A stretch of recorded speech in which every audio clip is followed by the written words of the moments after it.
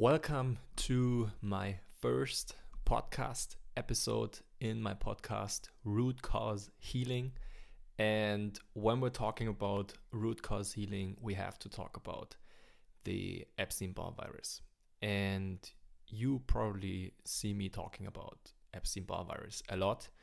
And in this first episode, I want to shed more light on the Epstein Barr Virus.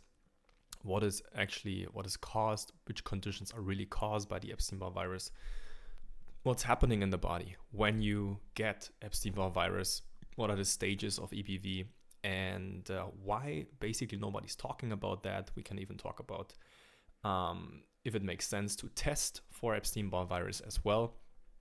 So let's get right into it, because again, when we talk about root cause healing, the Epstein Barr virus is the hidden epidemic of the 21st century. It is really the most, it's the most dangerous pathogen that is causing the most chronic illness.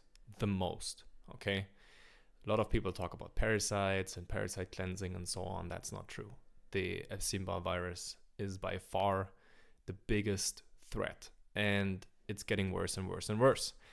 So I want to shed more light on this in that episode, and let's get right into it, I would say. So what's the issue with Epstein Barr virus is that there are not only a couple of varieties of it, there are over 60 varieties and counting nowadays, okay? And some of the varieties are more aggressive, some of them are less aggressive. So it's also depending on how bad your symptoms are if you get an Epstein Barr virus, and depends also on the variety that you get from Epstein Barr virus. There are over 60 varieties of it. That's why it can also create so many different diseases, because it's mutating and mutating and mutating over and over and over again. And then another question is that I often get is, where do you get it? Where do you get Epstein Barr virus? First of all, everybody has it nowadays. Like, it's impossible to not have it. And Epstein Barr virus, as with all other pathogens, you can get it through bodily fluids. You can get it, of course, sexual activity is that, kissing. You can get it when you just sip from a glass from somebody else, when you just eat food from somebody else, when you use a fork from somebody else, okay? That's why I would never, ever share these kind of things, even with family members. I would never do that. It's the bugs that are out there right now, it's crazy. So you need to be careful with like sharing pathogens with other people.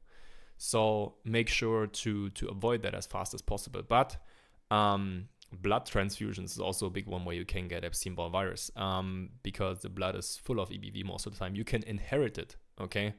That's also the reason why some people get the same diseases in the same family. It's not because it's genetic, it's because they inherited the same Epstein Barr virus. That's also one of the things.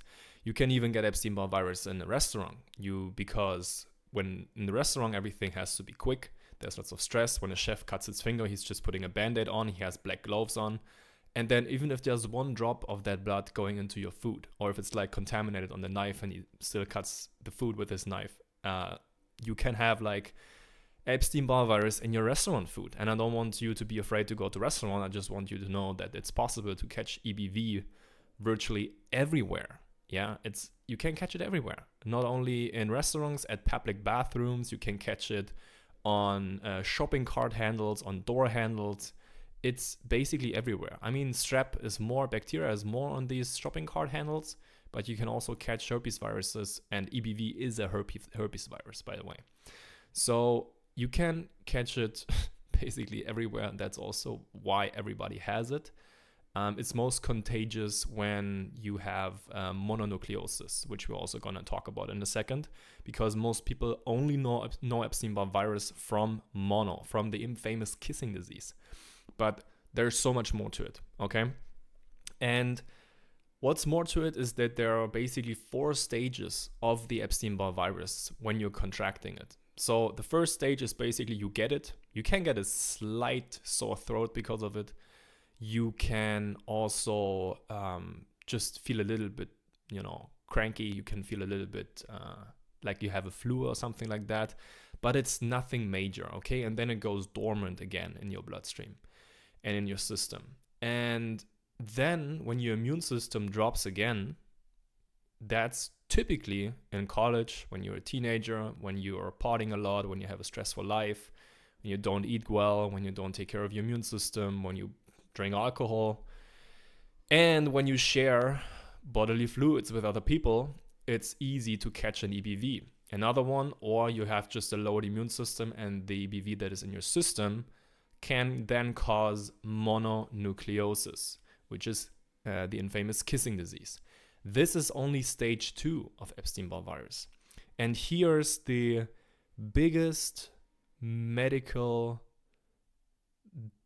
one of the biggest medical mistakes that happened there. Because after stage 2 of EBV, it's not like it's gone. Because then the doctors always say, we see a past EBV infection, but it's not in your bloodstream anymore and it doesn't cause any trouble right now. And then it's a clear case, and they say that's it. You don't need to investigate that more. But the issue is after stage 2, EBV is going into major organs. Most of the time, the liver, the spleen, also the reproductive system, and it hides there. Why is it hiding there? Because there's a lot of toxins, and EBV gets stronger the more toxins are in your body. EBV is feeding on toxic heavy metals specifically. Yeah, the more metals you have in your system. And where are most of the toxins in your system? In your liver, because your liver is cleansing the toxins. And if it's not able to cleanse the toxins, the liver has to store these toxins. And that's where EBV nests most of the time to get the right amount of food to grow and to proliferate and to get better. Then people also eat eggs, they eat dairy, they eat gluten, and that is feeding EBV as well, more and more and more and more. So it nests in major organs. Let's say it's in the liver, okay?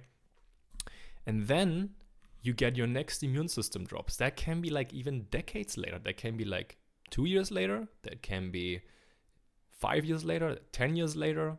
That can be decades later. It can be 30 years later, okay? You can have an EBV sitting in your system for 30 years or 20 years. And then you get pregnant, and after pregnancy, you somehow get a Hashimoto diagnosis, or you get lupus, or you get brain fog, or you get tinnitus, okay?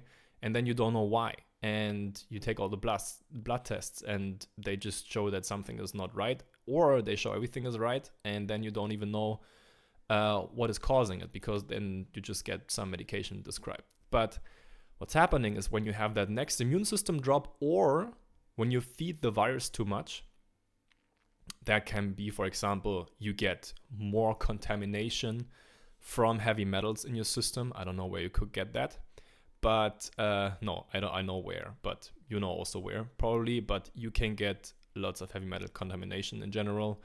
You can eat the wrong foods that feed Epstein Barr virus, and the more and more and more you do that, you can then end up with these symptoms that we're going to talk about in a second. And then eventually you get into stage 3. And stage 3 is where Epstein Barr virus is going into your thyroid. And it's also starting to release neurotoxins and dermatoxins for the first time. So you can picture it like the virus eats, and a lot of doctors say that, oh no, viruses don't eat. They're not alive. Viruses are alive, and they eat, and they also poop that stuff out again.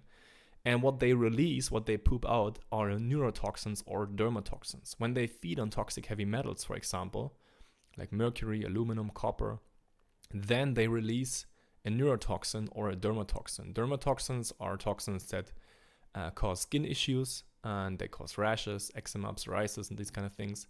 And neurotoxins are, like the name, neurotoxic. They go into the brain, and they can cause trouble in the brain.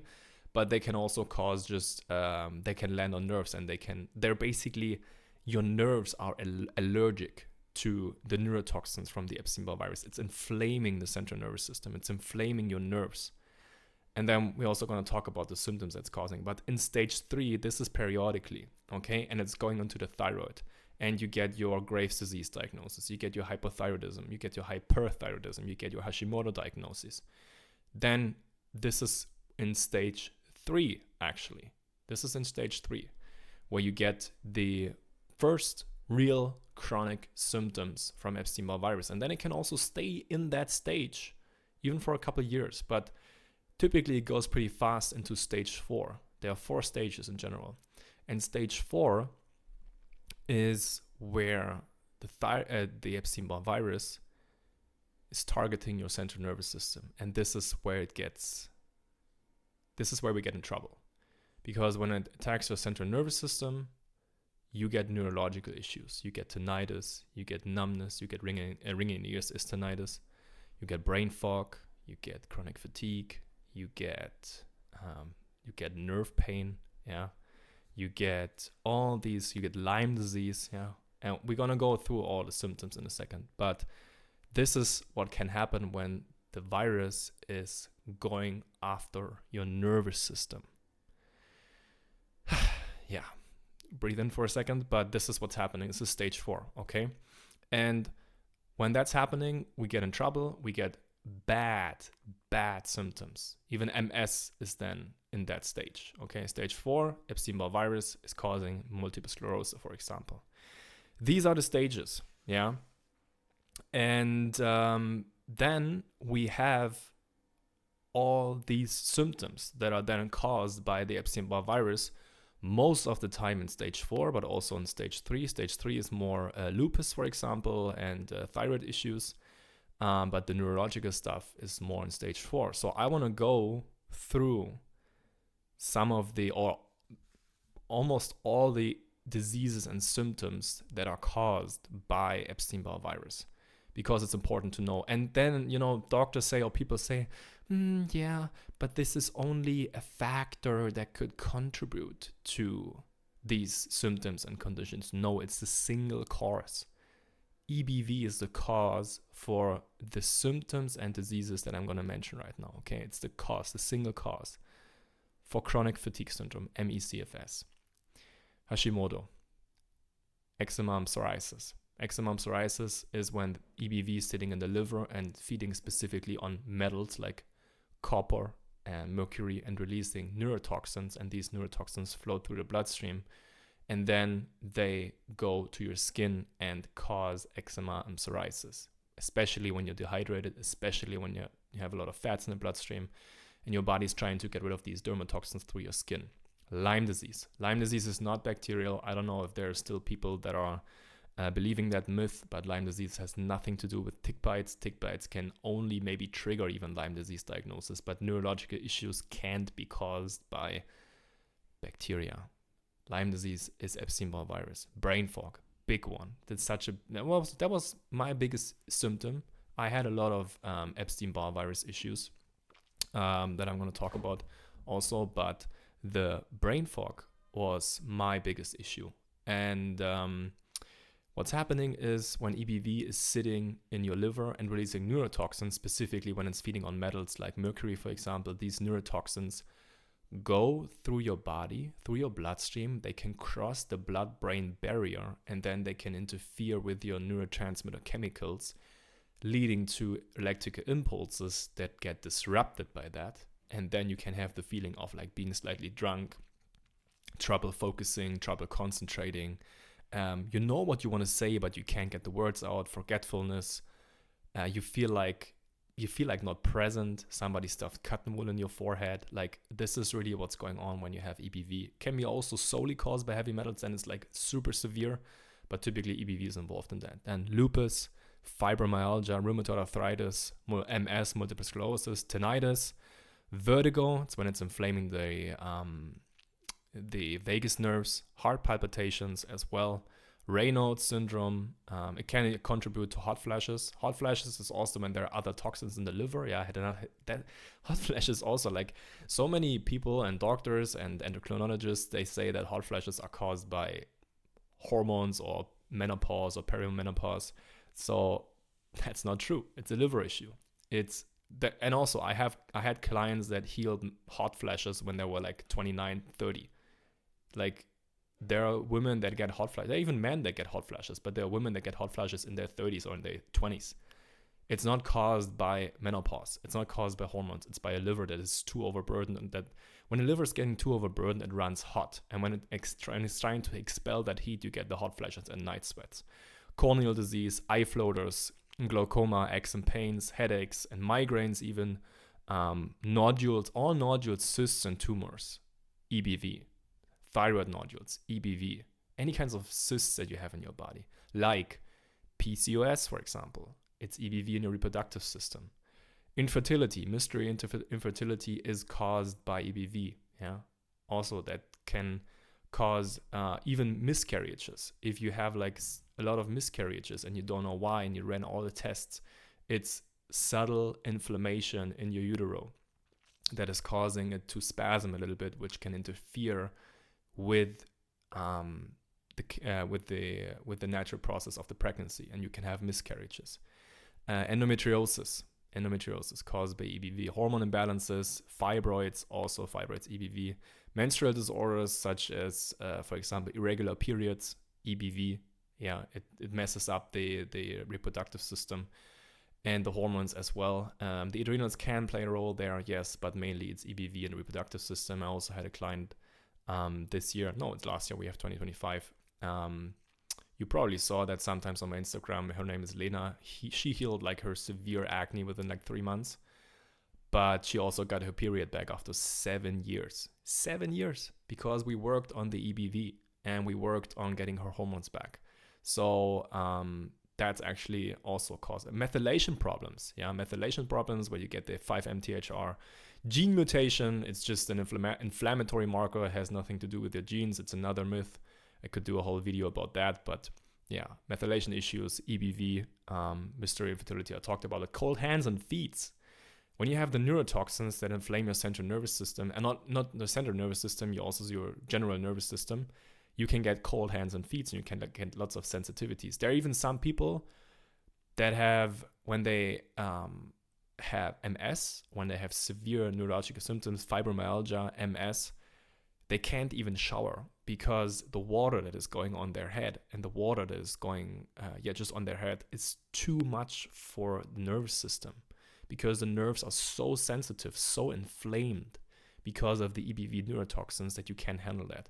And if you have cold hands and feet, you also have a subtle inflammation of the extremities because of the neurotoxins, and that's where you feel like more cold hands and feet. Mood swings as well, because the EBV, the neurotoxins, interfere with the neurotransmitter chemicals. So it's not like you being crazy or anything. It is EBV that is causing mood swings as well. Mystery weight loss, when EBV is sitting in the liver. And when it's sitting in the liver, it can cause kind of an alarm to your system that you always run on adrenaline. It can trigger that adrenaline constantly, causing you to lose weight without you even knowing why you're losing weight. So mystery weight loss also. All thyroid diseases, muscle weakness, tingling and numbness, trembling hands, twitches and spasms, tightness in the chest, tightness in the throat, lost sense and taste and smell. Yeah, a lot of people experience that. Injuries that won't heal. That's an interesting one. You know, some people, they tear their ACL and they get a surgery and everything is fine. They play soccer again, or they play their sport again, whatever they're trying to do, and everything is perfect. And then somebody else, same injury, same procedure, looks the same, heals the same, but then this person has knee pain, has knee inflammation.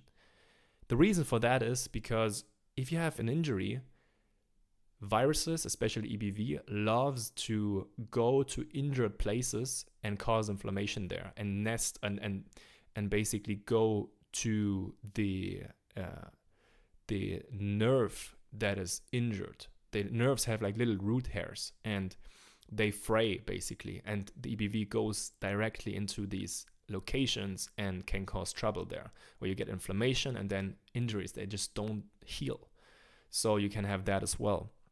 Edema, vitiligo, hoarseness, Ehlers-Danlos syndrome, sarcoidosis, hepatitis. Yeah, hepatitis is also a big one. Plantar fasciitis, neurological fatigue. Neurological fatigue is the one that is something that I had as well, and it feels like it's like below chronic fatigue, but it's still a fatigue where you just feel really bad about it. And it feels like weakness of the limbs. It feels like you carry a 40-pound vest with you. It feels like you don't have any strength in your body. That's also EBV inflaming the central nervous system.